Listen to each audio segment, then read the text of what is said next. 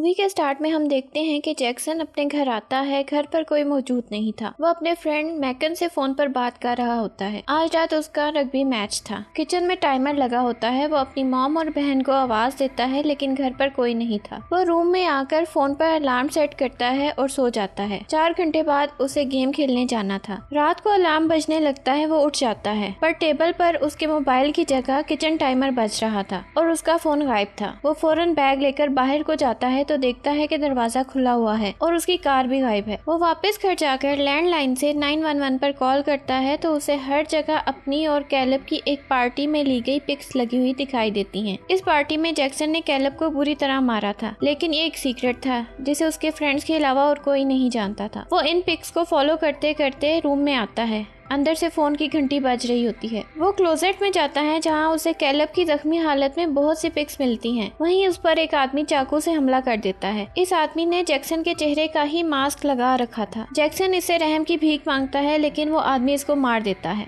दूसरी तरफ सब रग्बी मैच में जैक्सन का वेट कर रहे होते हैं। उसकी फैमिली भी ग्राउंड में मौजूद थी। वहीं अचानक सबके सेल फोन पर एक ही वीडियो मैसेज रिसीव होता है जिसमें जैक्सन कैलब को बुरी तरह मार रहा था। अगले दिन सुबह सब स्कूल में इसी वाक़े के बारे में बात कर रही होती हैं। वहाँ हम एक फ्रेंड्स के ग्रुप को देखते हैं जिसमें मकानी, रॉड्रिगो, एलेक्स, जैक और डार्बी शामिल थे। कैलब वहाँ से गुजरता है तो कोई इससे बात नहीं करता क्योंकि जैक्सन की मौत के लिए सब कैलब को ही कसूरवार समझ रहे थे। थोड़ी देर बाद सब स्टूडेंट्स कैफेटेरिया में मौजूद होते हैं जहाँ डार्बी कैलब को अपने ग्रुप के साथ बैठने की ऑफर करती है। फिर कैटी वहाँ आती है और सबको बताती है कि कल चर्च में जैक्सन के लिए स्पेशल मेमोरियल सर्विस रखी गई है। सबको वहाँ आना होगा। कैटी को वो लोग बिल्कुल पसंद नहीं करते थे क्योंकि वो हमेशा दूसरों को नीचा दिखाती थी। जैक एक अमीर बाप का बेटा था। उसके बाप के कॉर्न के खेत थे। वो कहता है कि हो सकता है ये मेरे बाप ने ही किया हो क्योंकि जिस घर में जैक्सन का मर्डर हुआ है वहाँ उसके पेरेंट्स नहीं रहना चाहेंगे और वो जमीन सैंडफोर्ड के कब्जे में आ जाएगी। छुट्टी के वक्त जब वो लोग स्कूल से बाहर आते हैं तो जैक की कार पर किसी ने स्प्रे पेंट से उसकी फैमिली के बारे में बुरा भला लिखा होता है। शायद इसीलिए वो अपने डैड से नफरत करता था। मकानी अपनी ग्रैंड माँ के साथ रहा करती थी। उसके साथ पिछले स्कूल में कोई इंसिडेंट हुआ था। उसकी वजह से एक लड़की जैस्मिन बुरी तरह जल गई थी और इस वजह से उस पर ट्रायल हुआ था जिसके बाद वो अपने पेरेंट्स को छोड़कर इस छोटे से टाउन में आकर अपनी ग्रैंड माँ के पास रहने लगी थी और उसने अपना सरनेम भी चेंज कर लिया था ताकि कोई उसके पास के बारे में ना जान सके। मकानी की ग्रैंड माँ को नींद में चलने की बीमारी थी इसलिए मकानी ने अपनी ग्रैंड माँ के डोर हैंडल पर बेल लगा रखी थी ताकि जब वो नींद में चलने लगे तो मकानी को पता चल जाए। मकानी पोइट्री भी किया करती थी और ये बात भी वो सबसे छुपाती थी। रात को उसे बेल की आवाज आती है। वो नीचे किचन में आती है तो बाहर का दरवाजा खुला होता है। दिन ब दिन उसकी ग्रैंड माँ की बीमारी बढ़ रही थी। सुबह जैक्सन की मेमोरियल सर्विस के लिए केटी वक्त से पहले ही चर्च पहुंच जाती है ताकि सारी तैयारी कर सके। वो सामने खड़े एक आदमी से बात कर रही होती है जिसे वो मार्कस कहकर बुला रही होती है। अचानक उसे एक मैसेज रिसीव होता है जो मार्कस का ही था। वो कहता है कि वो बीमार है इसलिए चर्च नहीं आएगा। सारा काम केटी को हैंडल करना होगा। वो फौरन मार्कस को कॉल करके कहती है कि मजाक मत करो, अभी तुम मेरे सामने थे और मैं तुमसे बात कर रही थी। इतने में वो आदमी चर्च का दरवाजा अंदर से लॉक कर देता है और सामने प्रोजेक्टर पर केटी के एक पॉडकास्ट की रिकॉर्डिंग चलने लगती है जिसमें उसने अमेरिकन व्हाइट्स और ब्राउन्स के बारे में कुछ हेटफुल स्पीच की थी। वो डर जाती है क्योंकि ये एक सीक्रेट था। उसने ये पॉडकास्ट अपना नाम छुपाकर रिकॉर्ड करवाया था। कोई नहीं जानता था कि उसने ये पॉडकास्ट किया था। वो देखती है कि उसके पीछे एक आदमी खड़ा है जिसने उसी के चेहरे का मास्क लगाया हुआ है। फिर वो आदमी केटी पर अपने तेज धार चाकू से हमला कर देता है। केटी बुरी तरह जख्मी हो जाती है लेकिन किसी तरह वो बचकर कन्फेशन बॉक्स में छुप जाती है। फिर वो 911 को कॉल करके बताती है कि किसी ने उस पर हमला किया है और उसने उसी के चेहरे का मास्क पहना हुआ है। उसी टाइम वो आदमी केटी को भी मार देता है। चर्च के बाहर सब लोग इकट्ठे हो चुके थे लेकिन दरवाजा अभी तक लॉक था। फादर आकर दरवाजा खोलते हैं। जब वो सब अंदर आते हैं तो केटी की डेड बॉडी छत से लटकी हुई देखते हैं। ये दोनों मर्डर ऑसबॉर्न स्कूल के स्टूडेंट्स के हुए थे इसीलिए अगले दिन स्कूल के सभी स्टूडेंट्स को इन्वेस्टिगेशन के लिए पुलिस स्टेशन बुलाया जाता है। उन सबको लगता था कि किलर उन्हीं सब स्टूडेंट्स को मार रहा है जिनके कोई ना कोई सीक्रेट्स हैं। जैक के डैड अपना नाम इस्तेमाल करके जैक को इन्वेस्टिगेशन से बचा लेते हैं। जैक को वहाँ से भेज दिया जाता है। सबसे इन्वेस्टिगेशन करने के बाद पुलिस ऑफिस में अब सिर्फ ऑली और मकानी रह गए थे। ऑली मकानी का बॉयफ्रेंड था और पुलिस ऑफिसर का छोटा भाई भी था। पुलिस ऑफिसर अपने केबिन से बाहर आकर ऑली से पूछता है कि क्या तुमने किसी के पास मेरा टेजर देखा है। ऑली कहता है नहीं। फिर वो ऑफिसर मकानी को इन्वेस्टिगेशन के लिए बुलाता है। वो काफी डरी हुई थी कि कहीं उसका राज ना खुल जाए, लेकिन सब कुछ ठीक था। इन्वेस्टिगेशन से फ्री होकर मकानी ओली के साथ कार में वहाँ से चली जाती है। रास्ते में मकानी को पता चलता है कि जैक के डैड घर पर नहीं है, इसलिए उसने घर पर सीक्रेट पार्टी के नाम से एक पार्टी रखी है जहाँ सब अपने अपने सीक्रेट्स बताएंगे। मकानी और ओली भी पार्टी में जाते हैं। वहाँ सारे स्टूडेंट्स मौजूद थे। ओली दूर खड़ा हो जाता है क्योंकि ओली को मकानी के ग्रुप में कोई भी पसंद नहीं करता था,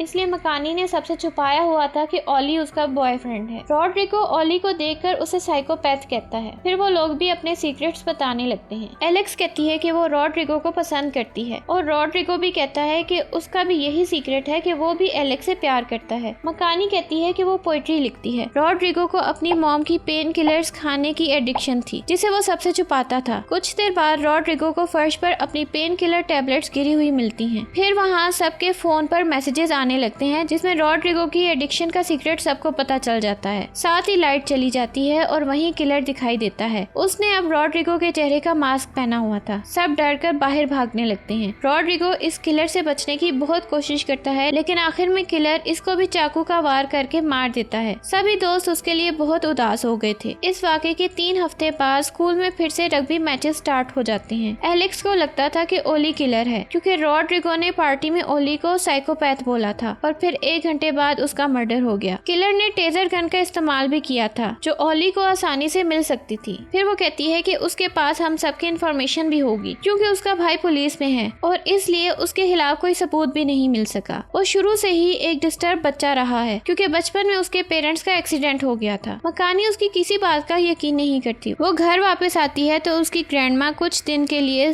थेरेपी लेने स्लीप क्लिनिक जा रही होती है। वो मकानी को कहती है कि वो घर में अकेली ना रहे बल्कि कुछ दिन के लिए एलेक्स के घर चली जाए। अगले दिन ओली मकानी को लेकर कॉर्न के खेत में चला जाता है। वहाँ मकानी उससे उसके पेरेंट्स का पूछती है तो वो बताता है कि उसके पेरेंट्स का एक्सीडेंट हो गया था। उस वक्त वो बहुत नशे में थे, लेकिन लोगों ने इसके लिए ओली को ब्लेम करना शुरू कर दिया कि अपने एक पागल बच्चे की वजह से उन दोनों ने सुसाइड कर ली थी। मकानी वापस कार में आकर बैठती है तो उसे वहाँ टेजर मिलता है। फिर ओली भी कार में बैठता है तो वो मकानी के पास्ट की बात करता है। मकानी को जब पता चलता है कि ओली ने उसके बारे में सर्च किया है और उसके पास्ट के बारे में अब सब जान गया है तो वो बहुत नाराज होती है और वहाँ से वापस घर आ जाती है। वो दरवाजे अच्छी तरह बंद करती है और अपनी टेबल पर अपनी सेफ्टी के लिए एक नाइफ रख लेती है। रात को उसे ग्रैंडमा के दरवाजे पर लगी बेल की आवाज सुनाई देती है तो वो उठ जाती है। दरवाजा खुला हुआ था और नाइफ भी गायब थी। वो फौरन नीचे किचन में आकर 911 को कॉल करती है तो आगे से उसकी अपनी ही आवाज सुनाई देने लगती है जो ट्रायल के दौरान उसने कन्फेशन रिकॉर्ड करवाया था। वो डर जाती है। सामने रूम में जाती है तो हर तरफ उसके अरेस्ट की खबरों के न्यूज़पेपर पड़े होते हैं और दीवारों पर जैस्मीन के जख्मी चेहरे और हाथों की तस्वीरें लगी होती हैं। खिड़की तोड़कर किलर अंदर आता है। उसने मकानी के चेहरे का मास्क लगाया हुआ था। फिर वो टेजर से मकानी को पैरालाइज कर देता है। फिर पेट्रोल छिड़क कर जैसे ही आग लगाने लगता है मकानी उसकी टांग पकड़कर उसे नीचे गिरा देती है। किलर का मास्क वहीं गिर जाता है और वो भाग जाता है। उसी टाइम एलेक्स घर में एंटर होती है क्योंकि मकानी की ग्रैंडमा ने उसे मकानी के लिए घर बुलाया था। मकानी को भी अब यही लगता है कि ओली ही ये सब मर्डर कर रहा है। वो एलेक्स के सामने भी ओली का नाम लेती है और फिर सबको मकानी के सीक्रेट के बारे में मैसेजेस रिसीव होते हैं। हॉस्पिटल में जब मकानी की आंख खुलती है तो वहाँ उसकी ग्रैंडमा और फ्रेंड्स भी मौजूद थे। वो बताते हैं कि ओली को पुलिस ने अरेस्ट कर लिया है। सबको अब मकानी का सीक्रेट पता था। फिर मकानी उनको पूरा सच बताती है कि वो अपने स्कूल में स्पोर्ट्स टीम में थी। फिर एक दिन मकानी की टीम को ऑपोजिट टीम ने किडनैप कर लिया और उन्हें टॉर्चर किया ताकि वो लोग डर कर स्पोर्ट्स में हिस्सा ना लें। वो बहुत नशे में थी। फिर उसने जैस्मीन को धक्का दिया तो वो पीछे लगी आग में जा गिरी और बुरी तरह जख्मी हो गई। मकानी का ट्रायल हुआ लेकिन बाद में उसको रहा कर दिया गया क्योंकि उसने ये जानकर नहीं किया था। ओली के अरेस्ट होने के बाद अब वहाँ फिर से सुकून हो गया था। कुछ दिन बाद टाउन में फॉल हार्वेस्ट फेस्टिवल हो रहा था जो जैक के फादर करवा रहे थे। सभी स्टूडेंट्स फेस्टिवल में जा रहे थे। जैक फेस्टिवल के कामों में अपने बाप की हेल्प कर रहा था, इसलिए स्कूल से मकानी को लेने डार्बी और एलेक्स आ रहे थे। उसी वक्त मकानी को डार्बी का मैसेज मिलता है कि ओली को पुलिस ने छोड़ दिया है। साथ ही ओली भी अपनी कार में स्कूल पहुंच जाता है। मकानी डरकर स्कूल के अंदर भागती है तो सामने से उसे कैलब मिल जाता है, लेकिन कोई कैलब को पीछे से चाकू मार देता है। मकानी देखती है कि उस आदमी ने कैलब के चेहरे का मास्क पहना हुआ था। वो किलर चाकू मकानी को पकड़ाता है और वहाँ से चला जाता है। उसी वक्त ओली वहाँ आ जाता है और उसके पीछे डार्बी और एलेक्स भी वहाँ पहुँच जाती हैं। ओली एम्बुलेंस बुलाता है। फिर वो लोग वहाँ फेस्टिवल हॉस्पिटल का पोस्टर लगा देखते हैं। वो जैक को बचाने के लिए ओली की कार में कॉर्न के खेतों की तरफ जा रहे होते हैं। रास्ते में डार्बी बताती है कि डॉक्टर्स ने बताया है कि कैलेब को बचा लिया गया है। कॉर्न के खेतों में वो किलर आग लगा देता है। मकानी को रास्ते में जैक की कॉल आती है कि यहाँ आग लग गई है, मैं डैड को ढूंढने जा रहा हूँ, तुम लोग जल्दी यहाँ पहुँचो। वो लोग जब खेतों के बाहर पहुँचते हैं तो आग काफी भड़क चुकी थी। अंदर जाने का कोई रास्ता न था और उनके बहुत से क्लास फेलोज अंदर फंसे हुए थे। वो लोग कार को जलते हुए खेतों में ले जाते हैं ताकि बाहर निकलने का रास्ता बन सके। फिर कार से निकलते हुए ओली टेजर निकाल लेता है। मकानी एलेक्स और डार्बी को सब स्टूडेंट्स को बाहर निकालने का कहती है और खुद ओली के साथ जैक को ढूंढने चली जाती है। चाकू अब भी उसके हाथ में था। कुछ दूर जाकर उन्हें वो किलर और जैक के फादर खड़े हुए दिखाई देते हैं। मिस्टर सैनफोर्ड को वो किलर मार देता है और गुस्से से अपना मास्क उतार फेंकता है। किलर कोई और नहीं बल्कि जैक था। वो कहता है कि अपने बाप को मारने का मौका एक ही बार मिलता है, लेकिन तुम लोगों ने वो मोमेंट खराब कर दिया। मेरा बाप मुझसे माफी नहीं मांग सका। ओली उसके लिए टेजर निकालता है लेकिन वो काम नहीं करता। जैक ओली पर वार करता है और फिर मकानी से कहता है कि जिस चाकू से सबका मर्डर हुआ वो तो तुम्हारे हाथ में है। अब मैं सबको बताऊंगा कि तुम ही वो किलर हो जिसने सबको मारा है और मैंने अपने सेल्फ डिफेंस में तुम्हें मार दिया। इससे पहले कि वो मकानी को मारता, ओली उस पर टेजर से अटैक करता है जो मिस हो जाता है, लेकिन उसी वक्त मकानी अपने हाथ में पकड़े चाकू से उसे मारती है और कहती है कि सब कुछ होने के बावजूद तुम खुद को विक्टिम समझते रहे। जैक मर जाता है। एम्बुलेंस पहुंच जाती है और ओली को बचा लिया जाता है। मूवी के एंड में हम देखते हैं कि सभी स्टूडेंट स्कूल से ग्रेजुएट हो जाते हैं और अब टाउन में कोई डर खौफ नहीं रहता। मूवी पसंद आए तो लाइक और शेयर करें और हमारे चैनल को सब्सक्राइब करें।